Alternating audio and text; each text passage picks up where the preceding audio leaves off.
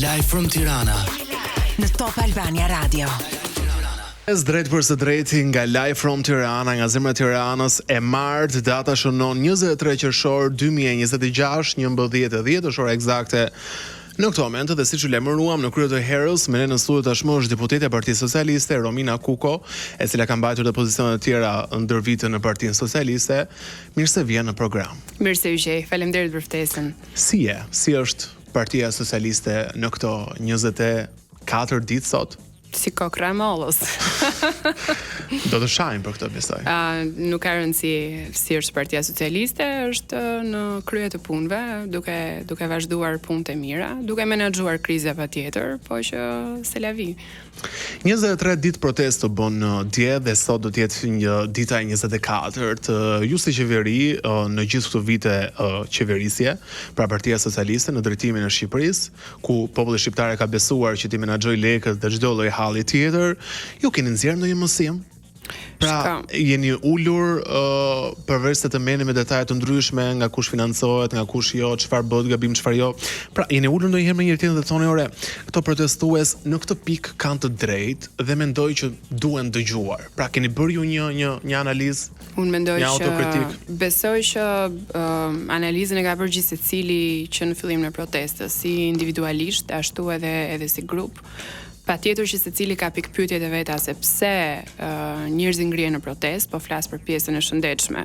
Po flas për të rinjt, po flas për ata që realisht dalin në protestë për një idealizëm edhe për një kërkesë reale. Po i heq me janë këto interferencat edhe kontaminimet e protestës fatkeqësisht. Patjetër që dhe si grup parlamentar ne kishim një mbledhje ditën e shtunë, në fakt, ku kemi diskutuar gjatë e gjerë për të gjitha reflektimet që do duhet kemi, por besoj që kjo zgjedh me dialog. E kam thënë dhe më përpara, mendoj që analiza patjetër që mund të bëhet një vetë analizë, po nëse nuk ka një ballafaqim me palën tjetër, me pakënaqësitë. Po pala ju ka thënë pakënaqësitë. Pastaj patjetër që po janë disa pakënaqësi të cilat do duhet të sqarohen. Janë disa pakënaqësi të cilat shkojnë përtej asaj që po bëhet realisht. Pra një lloj përgjithësimi i pakënaqësisë, një lloj nihilizmi nëse mund ta quaj kështu. Domethënë patjetër që ka çështje dhe tema që do duhet të zgjidhen, po disa janë duke u zgjidhur, disa janë edhe të pavërteta, domethënë janë egzagjerime të cilat do duhet të sqarohen. Që shëndetësia ka punë për të bërë, nuk besoj që është pavërtet, që arsimi ka punë për të bërë, po patjetër ato janë tema të tjera të qeverisjes, po nëse dikush del dhe më thotë që po shkatroni mjedisin, apo nëse dikush del dhe më thotë që ekziston një projekt, është shitur Shqipëria, është shitur një ishull kudjun, pastaj kjo kërkon sqarim dhe kërkon një debat shumë shterrues.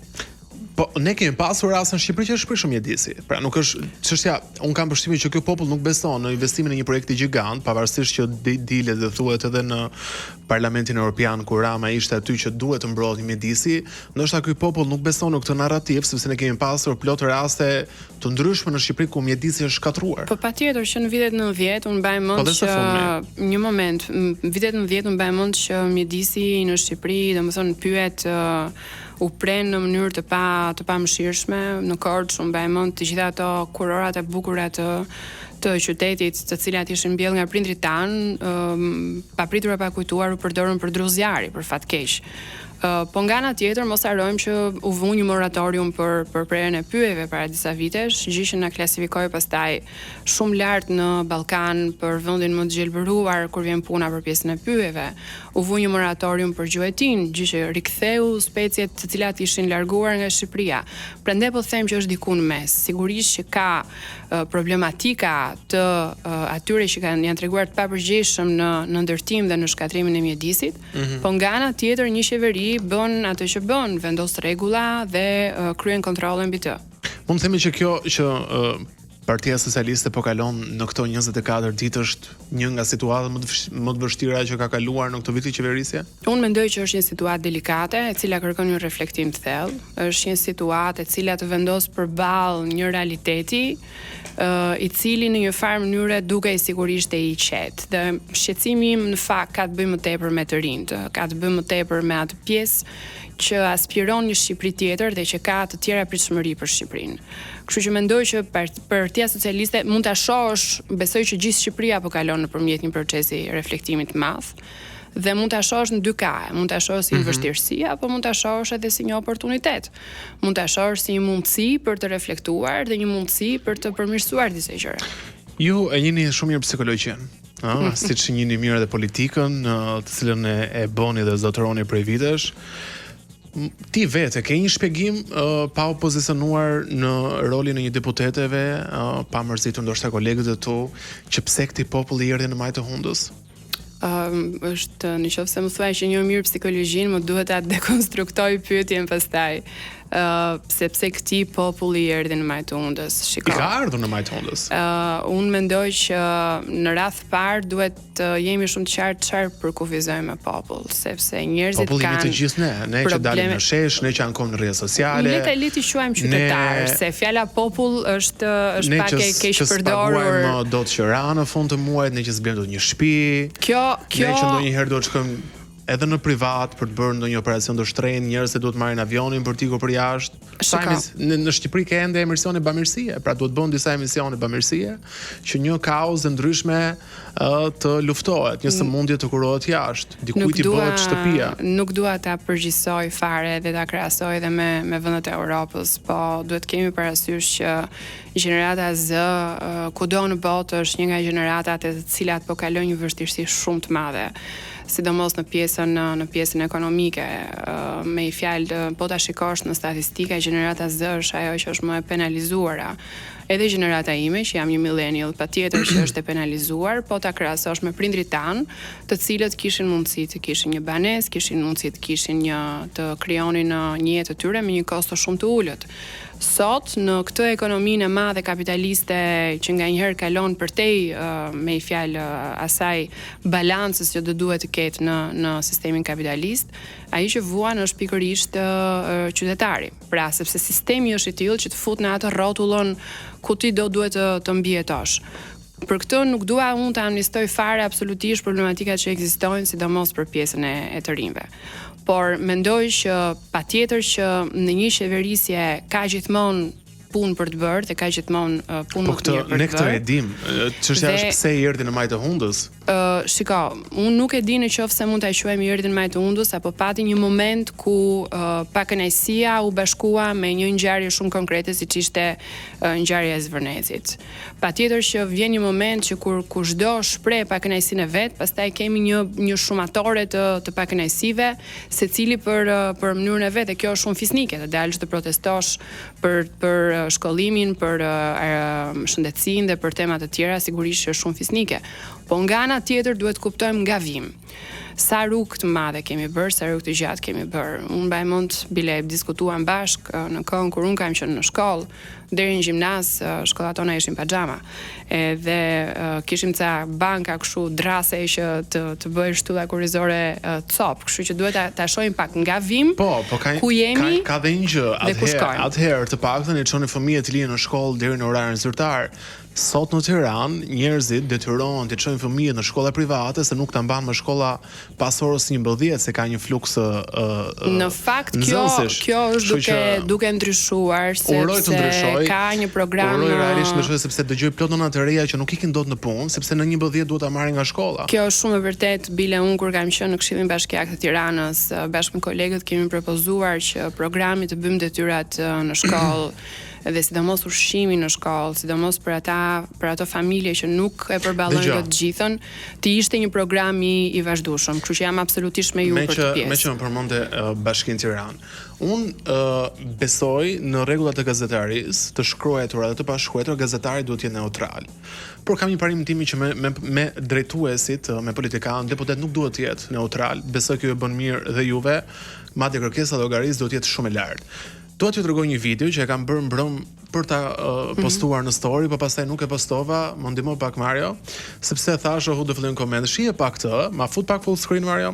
Kjo është në lagjen time, kur po kthehesh nga jo këto, se kjo është kjo video. Këto janë këmbët e mia, kishte dhe aty që duhet të kaloja sipër, është trotuar. Unë e pata dhe një aksion të madh për lirimin e hapësirave publike. Tani unë e kuptoj që ka dhe kafsh që i hedhin këto plerat, siç bëja dhe unë dikur, po ne kemi evoluar, jemi qytetëruar, po ka dhe njerëz që kanë ngelur aty.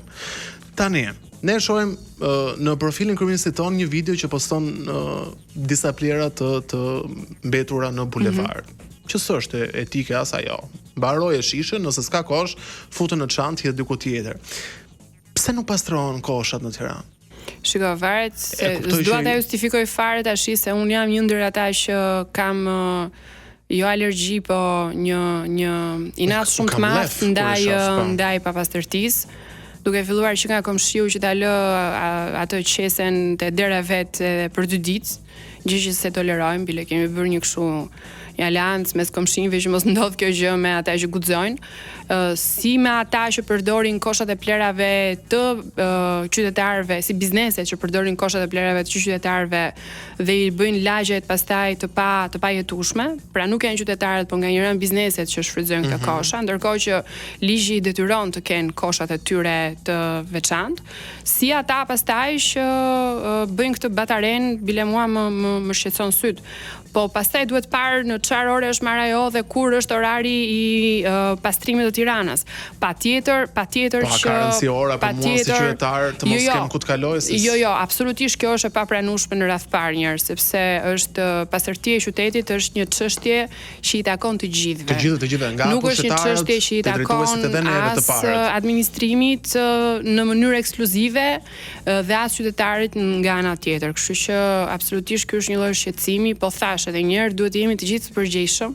Bile para kur ishim me kryetarin e kuvendit në Spanjë, Spanja pas ka një ligj tani që nuk të lejon nuk mbajnë më mbeturina në tavolinë, të japin me vete.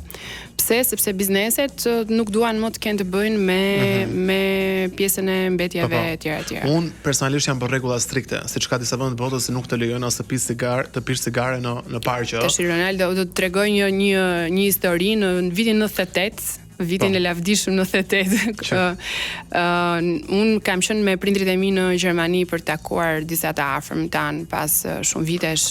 Dhe mamaja ime si një korçare mirë ndihmon atë teton ton që ishte aty dhe hedh mbeturinat në kosh. Në 98-ën, pas 2 orësh vjen administratori i pallatit dhe i thotë këtë radhë nuk po gjobitesh, por radhës tjetër do gjobiteni sepse nuk e bën ndarjen e mbeturinave. Tash si ta kuptojmë ne këtë, si diktat të shtetit apo si një rregull që do duhet të jetë për të gjithë në fakt? E vërtet. Romina në fakt bën pjesë tek ato politikanë që nuk janë arrogante dhe është madje përkundrazi në çështjen e energjisë shumë pozitive, por thash ne do bëjmë detyrën tonë se gazetarë dhe kështu duhet funksionojë në fakt. Si nga drejtuesi i Partisë Socialiste, nga Rama, por edhe nga të tjerë tonë, madje Pardje u tha nga një nga ky zotëria që del edhe se nuk më vjen emri tani, ndjes, nuk është e qëllimshme, që ka ndërhyrje të shteteve të huaja, ka gjën të huaj që vinë në protest, disa thonë nga Irani, disa thonë nga Serbia, sepse nuk duan që ky projekti në Zvërnes të bëhet, kundërshtar të Ramës, nga Greqia, gjitha me radhë. Tani pyetja është logjike, shumë e thjeshtë. Ne nuk kemi institucione, nuk e di kush e ka fuqinë ta bëjë këtë për të hetuar këto njerëz, për t'i kapur. Ju thoni që ka njerëz që paguhen aty për Partia Socialiste e tjerë me radhë. Nuk kemi ne hetues institucione të dhura për ta bërë këtë gjë, për t'i hetuar, për t'i zbuluar, për t'i kapur mat? Do kthehemi çik te pjesa e arrogancës, se më pëlqen shumë ajo pjesë me prekshme. Jo, dhe mendoj që ndoshta është me natyrë, po besoj shumë te empatia. Unë mendoj që empatia është ajo që mban njerëzit pranë, edhe empatia është ajo që në fakt i hap të gjitha rrugët edhe aty ku duken shumë të komplikuara. Edhe në këtë moment jam shumë empatike për gjithë ata shoferë tani që ai përpara s'ka ndes sinjalin edhe po bën kthesën e vet pa pyetur për atë tjetrin mbrapa nëse po i rrezikon rrugën apo jo, Domethënë kjo është të jesh empatik, që të kuptosh pak edhe perspektivën e tjetrit. Kështu që në këtë kuptim mendoj që arroganca është e panevojshme, e dëmshme dhe mendoj që është një korac e njerëzve të cilët nuk arrin dot të depërtojnë tek tjetri. Pastaj nëse ti mban një qendrim dhe tjetri të thot arrogant, kjo është gaslighting, po kjo është tjetër histori. Tani tek pjesa e ndërhyrjeve, patjetër që ka institucione që merren me këtë pjesë. Për 24 ditë duhet ishin demaskuar. Nuk ka asnjë shtet imund ndaj kësaj, Ronaldo. Nëse ne kemi Shtetet Bashkimit Evropian, siç janë Rumania për shembull nxori një president me TikTok, nëse ju e mbani mend. Edhe pra zgjedhjet pastaj u anulluan. Një individ që ishte 2% në sondazhe dhe pastaj një ditë bukur doli dhe u votua nga të gjithë. Në Europë sot ke ekstremin e djathtë I cili po bën kërdin. Nëse ti hap TikTok-un sot në Europë për herë të parë, posti yt I dytë është një postim I ekstremit të djathtë, gjë që ka kapturuar pak vëmendjen e të tjerëve. Pra nuk është kaq e thjeshtë. Sigurisht që unë besoj që hetimet po zhvillohen nga institucionet përkatëse. Do të kemi rezultate konkrete, pra do të kemi një raport I cili tregon konkretisht se nga kanë ardhur ndërhyrjet. Kur flasim për luftë hibride, se është keq kuptuar pak. Lufta hibride nuk ka të bëjë me shkaktarin, pra nuk është se ata njerëz janë nxitur nga një aktor I jashtëm. Aty ka njerëz idealistë, të cilët kanë idetë e tyre pse po protestojnë. Po lufta hibride bën pikërisht merr një pakënaqësi, e shfrytëzon atë, e amplifikon atë dhe pastaj fillon dhe bën atë spinin e dur në këtë kuptim. Do të them pyetja ime është pun kanë 5000 boca në hapësirën kibernetike shqiptare. Pse ne duhet të kemi profile falso, të cilat janë bot farms, dhe këtë besoj që të duhet ta analizojmë çik më shumë në media, të cilat duan të bëjnë pisë secilin individ që del kundër një ideje të saktuar. Çpun kanë videot me flamurin e Izraelit në Zvërnec që qarkullojnë dhe marrin miliona klikime në TikTok. Domethënë këto nuk janë të rastishme. Ajo në fakt, ky flamuri I Izraelit në Zvërnec është shumë interesante. Marja më mbaj foto protestës nga pas, është shumë interesante. Është shumë interesante dhe unë ende kam një kuriozitet. Në atë zonë, a pati ndonjë ditë të vendosur flamurët e Izraelit? Zero, ajo është. Kush I krijoi këto postime? Ai është një imazh, unë nuk dua të nxjerr fare dhëna, por është një imazh I cili ka datë, ka metadata dhe ka edhe autor. Dhe fatmirësisht ne kemi autorin aty imazhi, po. E kemi autorin aty imazhi, kjo për të aktivizuar një falangë të protestës, ka lidhje fare me protestën, ka lidhje vetëm me amplifikimin apo ngjalljen e një urrëtie antisemitizmi. Besoj që në Shqipëri një nga tentativat që është kaloruar protesta ka të bëjë dhe me prishjen e kohezionit social, po edhe pjesën e tolerancës, harmonisë fetare që ne kemi. Pra kanë patur tentativa serioze për të krijuar përçarje të tilla. Populli është dyshim. Ju thoni që ka bots pra çate, kështu profile falso në rrjetet sociale që I vjen kundra qeverisë, pra krijojnë këtë fushatë online, po. Protestuesit, organizatorët thonë që qeveria ka profile falso që bëjnë komente negative për protestën, madje këto profile nuk kanë asnjë foto, asnjë post. Pra populli ka një pjesë të popullit që është në një konfuzion, në një tymnaj që nuk di këtë besoj, pra të besoj qeverinë që thotë që këtu ka ndërhyrje të jashtme, kjo protestë ka financime, madje disa prej këtyre videove bën dhe me AI, që këtu ndonjëherë edhe unë e besoj që bën. Se po shija këtë foton që u rrethua kryeministria, ai është shumë interesante në fakt se të gjithë njerëzit aty ndriçohen nga sipër. Pra unë e di që njerëzit nuk ndriçojnë. Pra di që ka edhe kështu lloj fushate, pra njerëzit nuk në këtë pikë nuk dinë më kujt ja. Kjo është video në fakt, po foto. Po, është shumë e vështirë. Ky populli thjesht kujt I besoj. Është si skenar Black Mirror, jo, domethënë shumë e vështirë të ndash realitetin nga gënjeshtërta.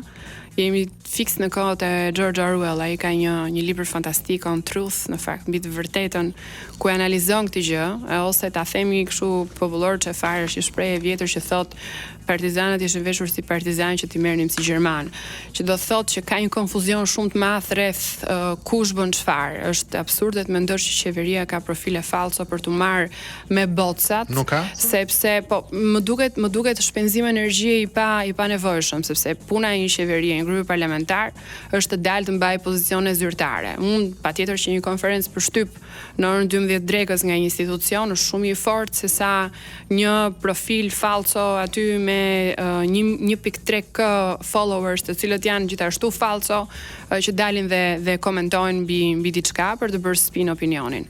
Po nga ana tjetër thash, kjo është një film i parë, mos harroni Cambridge Analytica dhe gjithë debatet që kanë ekzistuar për social dilemma. Është një luftë e cila tani bëhet jo më në territore, po në këtë territorin 10 cm për mendjen e njerëzve, për manipulimin e njerëzve.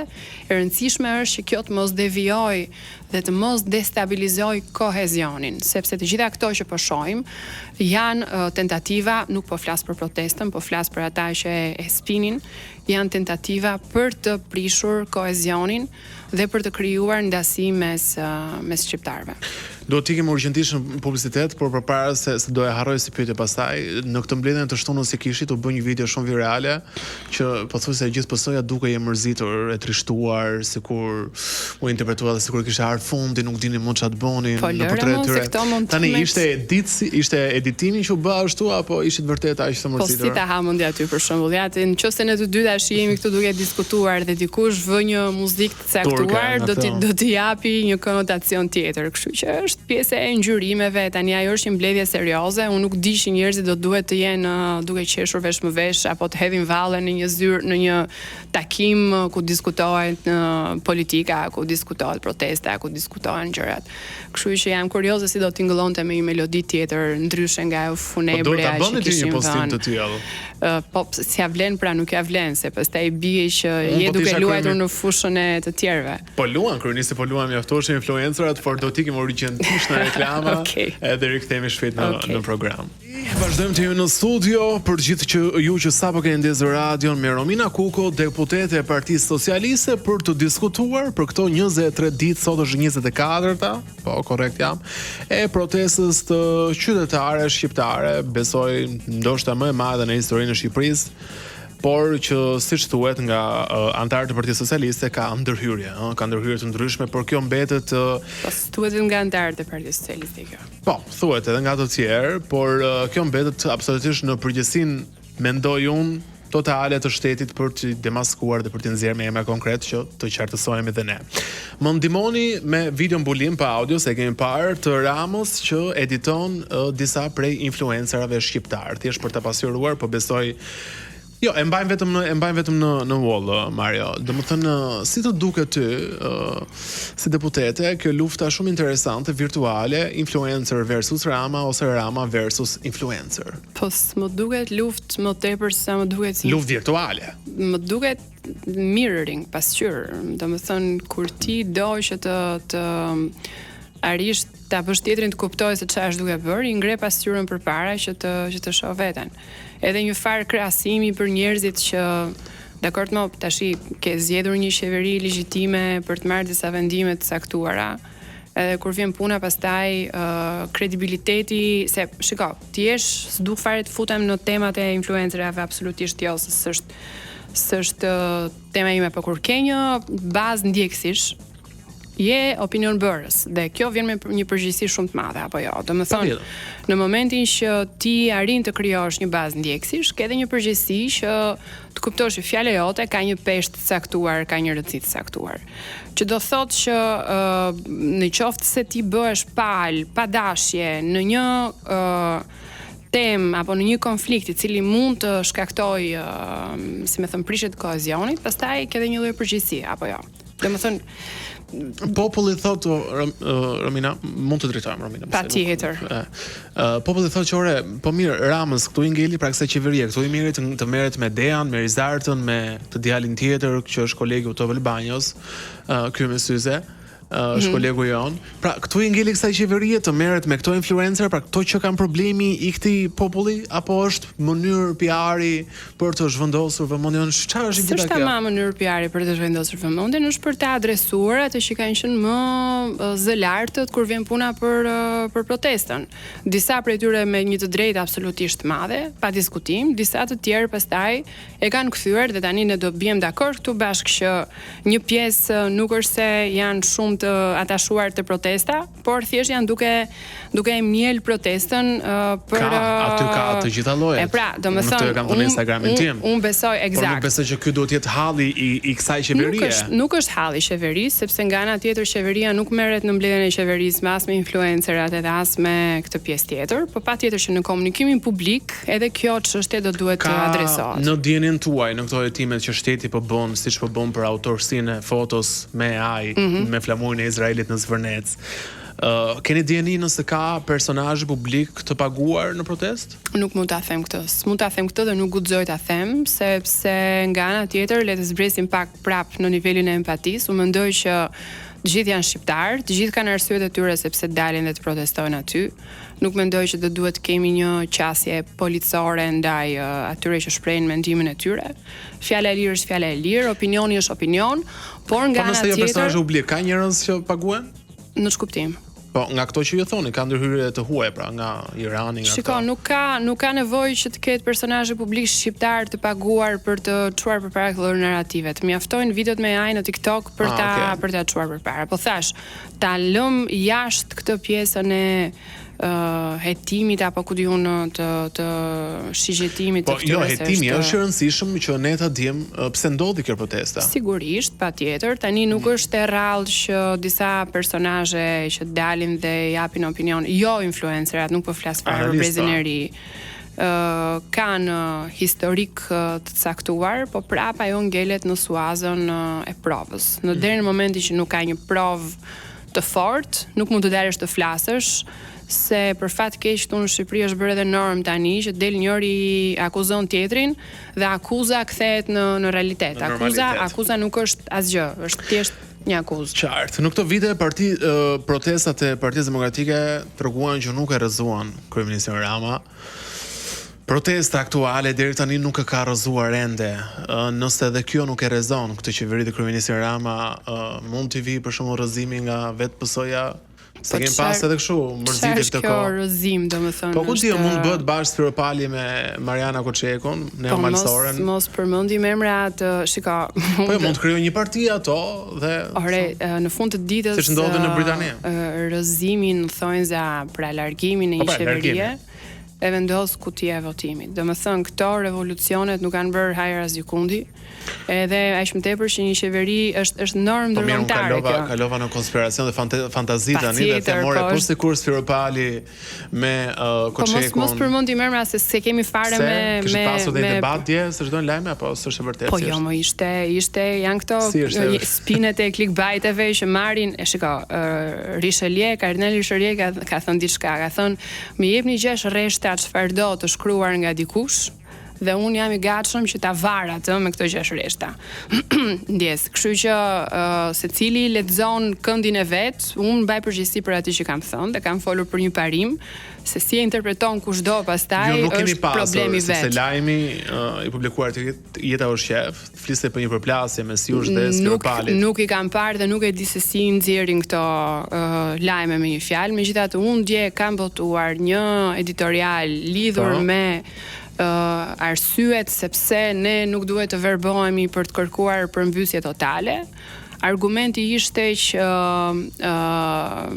në vendet ku ka pasur përmbysje totale në historinë botërore, ata që kanë zvendësuar vakumin pastaj kanë qenë shumë keq. Mora shembullin e pranverës arabe, të gjithë e dinë se ka përfunduar dhe thosha që nëse ka një lëvizje reale do duhet të ketë një strukturë dhe e krahasoja edhe këtë me New Deal-in e nëse ishte më tepër analizë e mirëfillt lidhur me një lloj paralajmërimi. Pastaj kuptohet që edhe në atë etjen për klikime edhe në etjen për të interpretuar e morën e bën, po kjo nuk është përgjegjësia ime absolutisht për ta sqaruar këtë pjesë. Spiropali është mërzitur me vërtet me PS-n? Nuk mund ta them dot sepse nuk është detyra ime ta komentoj këtë gjë. Unë nuk komentoj PS-n, unë jam pjesë e PS-s, kështu që nuk më treq dot në këtë debat fare për të pjesë. Kështu që po thosha për pjesën e protestës me një fjalë, do duhet ta diferencojmë pak rrëzimin me largimin e një qeverie me votë. Çdo qeveri, çdo forcë politike duhet të shkojë të garojë sepse kutia e votimit është ajo që vendos në fund. E kuptoj, qartë, interesante shumë. Si e keni parë ju të shtunën në mos gaboj, ishte kemi dhe pamjet mbrapa, pjesëmarrja më masive e kësaj proteste në 24, në 23 ditë, dhe kishte ardhje pjesëmarrje shumë të lartë të diasporës. Ju vetë si e patë ardhjen diasporës, aty disa prej tyre vëndën në shënjesër edhe nga ta u lanë balla në Facebook për makinat e këto. Juve ju shqetëson për shumë kur diaspora, edhe pse ka sistemuar jetën e tyre andej vjen në Shqipëri për të ndihmuar. Diaspora përkundrezi, jam një ndër njerëzit që kam punuar shumë në diasporë për zgjedhjet e majit vjet. Shumë njerëz kishte, ha? Dhe po do ta ndaj një çik sepse diaspora e shqiptarëve që kanë emigruar në këto 30 e kusur vite është diasporë. Po shqiptarët e Kosovës dhe shqiptarët e Maqedonisë janë vëllezërit tanë, por në një shtëpi tjetër, nuk janë diasporë në kuptimin e ngushtë të fjalës. Kosovës në protestë? Kjo besoj që një pjesë e madhe e drejtuar nga sentimenti kombëtar, nga një thirrje patjetër për të solidarizuar me protestuesit, një thirrje vëllazërore që, po nga ana tjetër unë nuk kuptoj se si mundet që të protestosh në një shtet tjetër për një kryeministër që nuk është e yti. Pra, kjo më kërcet pak, do me thonë. Aq më tepër që kishte pastaj ambiguitetet të tipit që nuk do na lejoni në kufi në Iran nga Serbia me këto flamurët e kuq mbi makina në Serbi, do me thonë një fabul e keq përdorur nga disa, besoj unë, që nuk e shërbente askujt. Kështu që kishim një festival folklorik ballkanik. Festival? Aty brenda me një fjalë. Gjithë ato revolti ju e quajnë festival folklorik? Në një farë mënyre, nëse e përdor shqiptarin për të destabilizuar një vend tjetër, mendoj që do duhet të ndahen disa gjëra. Janë shtëpi të ndryshme, nuk e di kush e shkruante këtë pjesë. Thash, jemi vëllezër, janë mëse të mirëpritur, jemi mëse të mirëpritur. Faktori shqiptar është shumë i rëndësishëm në Ballkanin Perëndimor. Do duhet që të jemi shumë kompakt me njëri tjetrin, sepse në këtë rajon dy janë popujt kryesor, me një fjalë shqiptarët janë një pjesë shumë e madhe. Po nga ana tjetër duhet bërë dhe pyetja çfarë duke arritur. Ju vetë keni një këshill për protestuesit që janë në shesh? Për idealistët, po them. Nuk do, shikoj, ki parasysh një gjë që aty në shesh ka edhe njerëz që janë miqë shok tan, se nuk është e thënë që pse ka pjesëmarrës nga administrata aty? Miqt, po pse shokët e miqt janë gjithë të administratës, absolutisht jo. Jo, po nga që ka dalë kjo teoria që këto që janë administratë nuk shkojnë dot se hiqen nga puna. Për miqësi të vjetra dhe për njerëz që nuk kanë lidhje fare me administratën. Po këto miqësi të vjetra janë kundër Ramës? Publike. Janë kundër një politike të caktuar, janë njerëz të cilët protestojnë për diçka që ata mendojnë se do mund të bëhet më mirë, janë më racional. Unë nuk do doja asnjëherë që të jepja një këshill protestuesve në fund të ditës se cili është i lirë të unë mendoj që mund t'ja jepni një këshill, ku di unë. Nuk e di, se di. Nuk do ta quaja këshill, absolutisht. Këshilla për protestuesit. Këshilla është patronizim, nuk mund të patronizosh askënd. Domethënë, mendoj që sidomos në politikë është e gabuar të dalësh të japësh këshilla. Ajo që do doja të tregoja kujdes është për atë pjesën e pastër edhe genuine të protestës. Ta vazhdojnë, ta lënë me kaq, kryejnë një parti politike, të ulen me Ramën, flasin. Nuk mund ta them ti që të vazhdojnë apo ta lënë me kaq, sepse është ndjenja e tyre dhe ata drejtojnë nga ndjenjat e tyre. Domethënë nuk marr përsipër të keni një parashikim? Nga ana tjetër do doja që të shihja pak më shumë oreks për dialog dhe për të sqaruar disa tema. Të fare, thonë, na ka ardhur majt hundus thjesht ju ikni në burg. Po mirë, po si në burg, se burgun e vendos gjykata me vendim të formës së prerë, vendim apeli në formën së prerë. Kam shpresë tek Spaku. Shiko, po Spaku nuk më veproi me thirrje popullore, se ka qenë një dikt dikur në mesjet, ku në qoftë se populli thriste emrin e një personi, ai personi bëj pap. Ka qenë kështu si ritual me një fjalë. Edhe nuk kemi më natë kohë, jemi në shtetin e së drejtës, që do thotë që ka procese, ka prova, ka ngjarje, ka vepra, ka due process që quhet në gjuhën e drejtësisë. Kështu që kjo shpreha në burg më duket më tepër e thash dhe dje si karburant për të mbajtur protestin gjallë sesa si një qendrim. Tani njerëzit se ju besoj e studioni, unë e studioj shumë protestën. Ku e kanë më të lartë atë diafragmën për të bërtitur kur thonë Ramamburg apo Berishamburg, si është, cila prevalon më shumë? Po nuk di të ta them të pjesë se nuk ja u kam matur desibelët. Se më duket ndonjëherë sigurisht Ramamburg. Kurse disa njerëz thonë Berishamburg. Po varet se nga vin,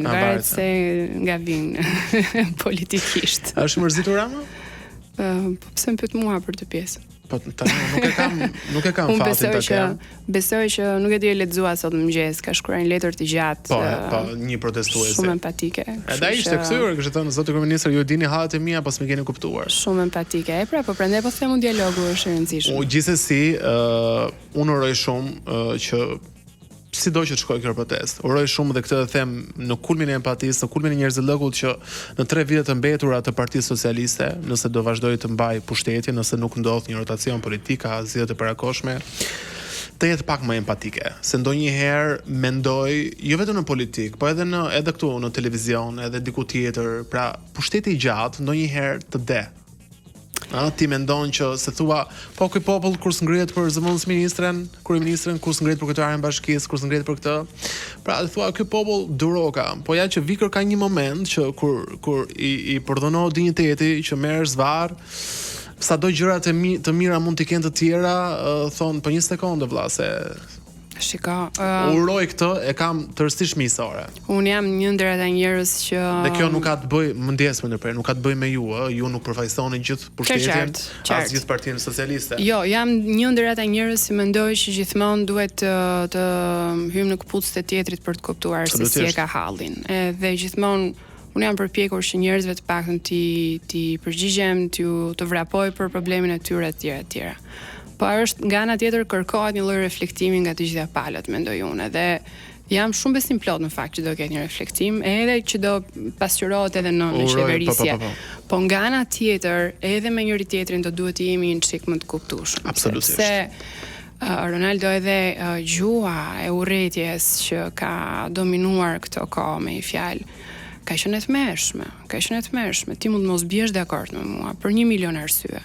Po unë kam një arsye që e kam atë mendim, ti duhet ta respektosh ashtu siç unë respektoj mendimin tënd. Unë kam thënë Instagramin tim, është drejt e të gjithëve, ta duash apo mos ta duash një qeveri, ta mbështesësh apo jo. Mund të kesh qeverinë më perfekte, po nga ana tjetër, nëse ti mua nuk më hap rrugën në trotuar, nga ana tjetër, nëse ti unë ri në radh, më beso, çdo mëngjes ri në radh në vargun e makinave, dhe vjen dikush tash i parakalon pa pyetur fare për askënd, se po këtë po e them që se për ata që na dëgjojnë nga makina.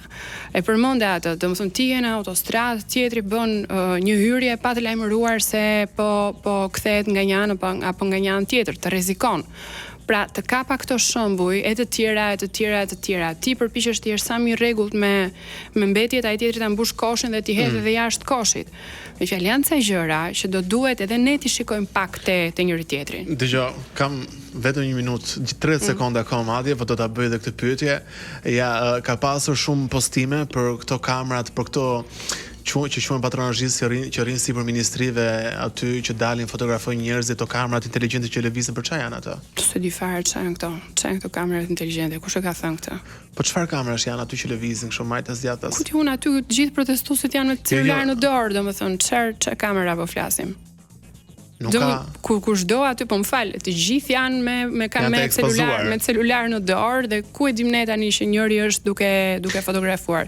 Dhe çfarë arsye ka ti fotografosh nga ana tjetër? Si për ministrive, godinave shtetërore, ka disa kamera që lëvizin majtas djathtas. Po jo, ato janë kamerat, shiko, ka një ligj që thotë çdo godinë e sigurisë të caktuar duhet të ketë kamera, çdo bank duhet të ketë kamera, çdo objekt kulti, çdo ministri duhet të ketë kamera. Po këto çunat që dalin aty të drejtarë fotografojnë. Po ndonjë kurioz duhet të jetë për veten e vet, po nuk besoj, është kurioz nga shteti në orën 7 pasdite, është mbyllur orari zyrtar. Nuk kam parë ndonjë çun, me thënë të drejtën. Po me maska kur janë kurioz. Kush është me maska? Ato çunat që rrin aty fotografojnë. Mi trego ti shoh pastaj, se jam kurioze. Do të tregoj, jam postuar. Nuk e di. Po duhet ta shohim, është me AI apo s'është me AI tani se. Jo, se unë dita ndaj. Jo, jo produktive, domethënë. Domethënë po soja nuk është nxjerr njerëz me maska. Po pse? Për çfarë arsye? Për çfarë arsye do t'i nxjerrë, domethënë? Për mua do ishte krejt normale, se nëse ju thonë që ka agjentura të huaja, këto njerëz duhen studiuar, nga zvina, janë terroristë, ka mënyra të tjera për ta analizuar atë, ka regjistrim kufi, ka skedime që bëhet nga njëra nga tjetrën, po nuk besoj që ka një gjë të tillë në protestë, jo. Tani më beso se e kam parë këtë skenar edhe me protestat e tjera, nuk ka sens të fotografosh se çfarë do bësh me ato, domethënë është absurd. Jo, të rinë të qetë, nuk ka. Okej. Romina Kuko, deputete dhe jo vetëm, falenderoj shumë që ishe në program, edhe që nuk e as arrogancën për pyetjet që bëhen për të mirën e këtij vendi dhe nuk e as frikën të shmangësh pyetjeve. Faleminderit shumë që ishe në program. Faleminderit Ronaldo dhe një përshëndetje për ata që na dëgjojnë. Me shumë kënaqësi, të uroj një të marrë të mbar në vazhdim. Ne kemi përfunduar këtu për sot. Ritakimi i Joni Radhës do të jetë nesër, deri atëherë, bëfshit qef.